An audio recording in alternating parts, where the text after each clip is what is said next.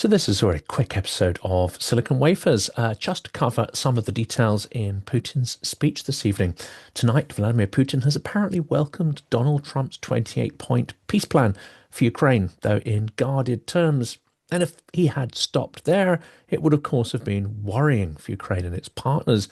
But Putin then behaved exactly as I've been suggesting he would.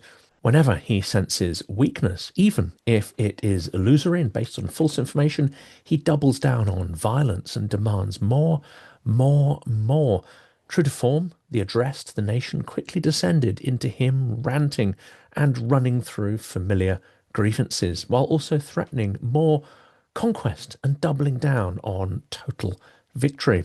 On paper, he says the plan can be the basis for peace. In practice, he's talking about Kupiansk as if it's already fallen, warning that what he claims happened there will inevitably be repeated across the front if Ukraine doesn't submit. That's from Reuters. The only problem is that he mentioned this already a month ago, claiming that Kupiansk was encircled and about to fall.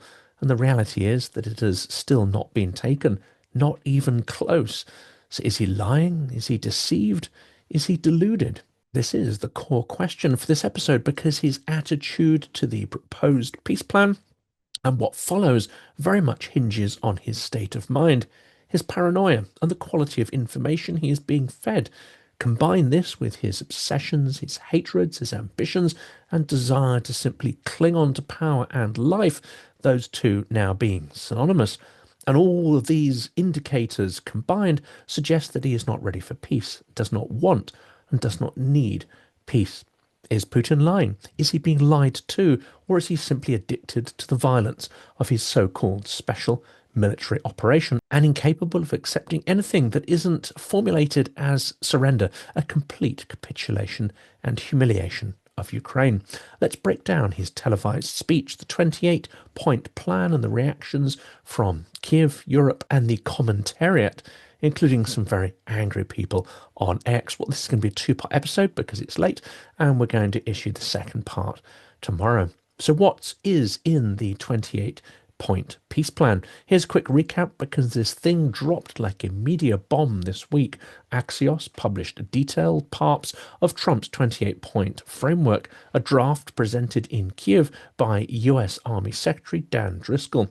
It offers Ukraine a NATO-style security guarantee.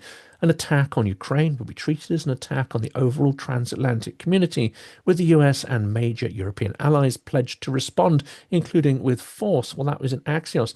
That sounds significant. That sounds positive, of course, until you read the fine print. According to Axios, the plan also contains that forces Ukraine to accept a demilitarized zone in the east, hands Russia all of the Donbass, including territories that it does not currently control and hasn't been able to gain control of in 4 years of war. It freezes Russian gains in most of Kherson and Zaporizhia, locking those in. It caps Ukrainian's army at 600,000 troops, bars NATO troops from Ukrainian soil, and gradually would involve lifting sanctions, inviting Russia back into the G8. Awkward. And using frozen Russian assets in a fund from which Washington would get a slice. Well, that sounds a little bit like an extortion fee or a brokerage fee, perhaps. It is exceedingly odd, and perhaps the most unexpected part of this so-called draft agreement. The Guardian and Reuters both describe it flatly as a deal that would require Kiev to surrender territory and severely limit the size of its military, something that Volodymyr Zelensky has repeatedly called a non-starter. That's in The Guardian. In other words, it's a Kremlin wish list with a Western security bow tied on top. And that bow is probably purely decorative, as no detailed commitments to security are outlined in what we have yet heard about this agreement. Timothy Ash, writing from a markets and geopolitics perspective, sums it up. Russia gets everything it wants, and Ukraine gets not very much at all. That's from Reuters. Let's spell that out. The peace plan is punitive on the victim and rewards the aggressor. And that is, I think, intentional by design. Medusa, the Russian language outlet in exile, calls reactions across Ukraine and Europe what they are. People see it as outright capitulation dressed up as peace. That's in Medusa. That's the context in which Putin went on television tonight. And there is a pattern that keen observers will have seen over the last few years. What we think is a proposal resoundingly in favor of Russia is invariably seen by the Kremlin as a trick, as a humiliation, as an attempt to deceive and rob them of their perceived rights while failing to address their so-called grievances. And so it is proving to be this time as well, because Putin does not think like us. He does not negotiate like a Western politician, diplomat, or businessman. Our perceptions of victory and loss, concessions and benefits are completely misaligned with perceptions in the Kremlin. So what did Putin say on TV? The format was classic late-stage Putin, a choreographed meeting of the Security Council, broadcast from the Kremlin, framed as a sober round of statesmanship.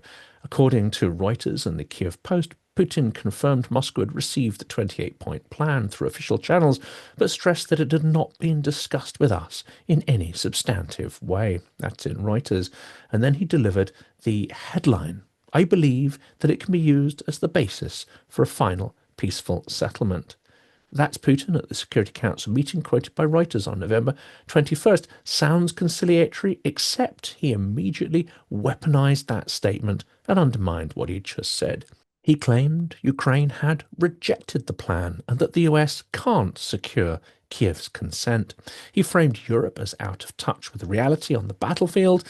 That's rich, insisting Russia is advancing and will continue to do so unless there's peace on his terms.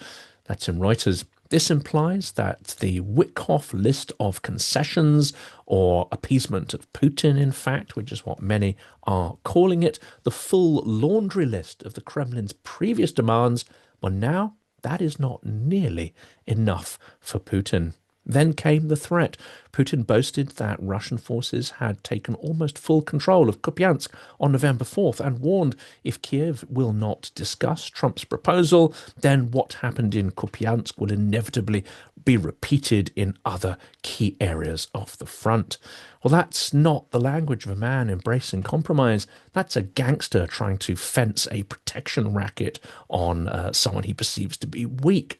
Nice country you got there. Shame if something bad happened to it.